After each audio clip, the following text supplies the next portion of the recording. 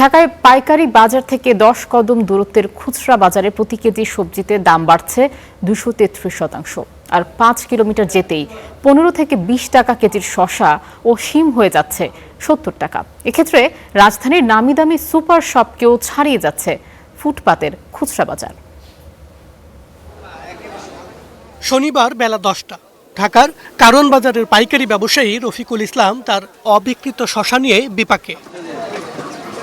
ভোররাত থেকে সকাল 8টা পর্যন্ত 40 কেজির প্রতি বস্তা শসা বিক্রি করেছেন 500 টাকায়। এখন 400 টাকায় ছেড়ে দিতে চাইলেও মিলছে না ক্রেতা। খুচরা যারা বেচে করলে আরও তার মধ্যে মাল পাই না, মালের ঘাটতি এইভাবে তারা বুঝায়া কাস্টমারে বুঝায়া তারা মানে চড়া দামে বেচে। শুধু রফিকুল নন, একই চিত্র তার পাশের পাইকারেরও। টাকা নিতেছে খুচরা দোকানদাররা 40 টাকা 15 টাকা কিনে নিয়ে, এখন আমি যদি কিনতে যাই আমার কাছে রাখবে 60 টাকা 70 টাকা।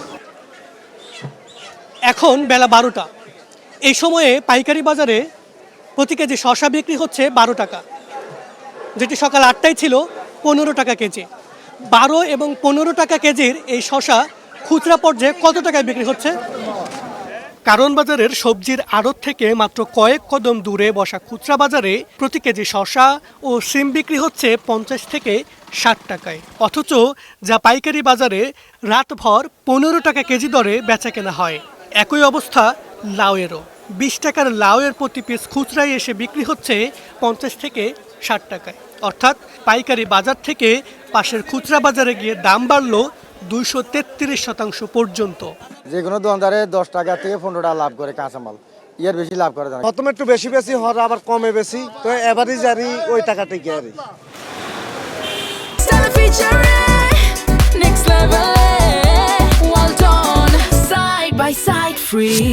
এবার দেখব রাজধানীর সুপার শপগুলোতে সবজির দামের চিত্র।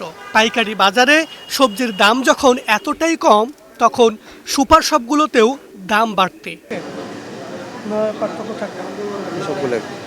কোনো সুপার শপের কর্তৃপক্ষই সবজির চড়া দামের বিষয়ে মুখ খুলতে রাজি নন। একদম স্ট্রিক্টলি ফরবিডেন, হয়তো বলতাম কোনো সমস্যা ছিল না, বাট এটার একদম। অন্যদিকে রাজধানীর অভিজাত এলাকাগুলোতে সবজির দাম আরও চড়া। গুলশান 2 কাঁচা বাজারে প্রতি কেজি শসা বিক্রি হচ্ছে 70 টাকা কেজি দরে। কেজিতে 10 টাকা 15 টাকা লাভ লাগে, কারণ আমাদের দোকান ভাড়া আছে, একটা দোকান ভাড়া 40,000 35,000, আমাদের 6-7টা স্টাফ আছে। রাজধানীর এক এক বাজারে এক এক দাম, আর পাইকারির তুলনায় খুচরায় এতটা দাম বৃদ্ধি নিয়ে হতাশ ক্রেতারা। যারা মনে করো পয়সা করে আসে তাদের তো সমস্যা হয় না, আর যারা মনে করে একদম চলতে পারে না তাদের তো আরও সমস্যা হয়। নাসারা কান্ট্রি তো কমাই দেয় রোজা হিসাবে, কিন্তু এখানে মুসলিম কান্ট্রি আমাদের দেশটা হলো ব্যতিক্রম। পাইকারি ও খুচরা বাজারের দামের এই বিশাল ব্যবধান কমাতে সরকারি সংস্থাগুলোর বাজার তদারকি আরও বাড়ানোর তাগিদ সাধারণ ভোক্তাদের। মাহাবুল ইসলাম, স্টার নিউজ, ঢাকা।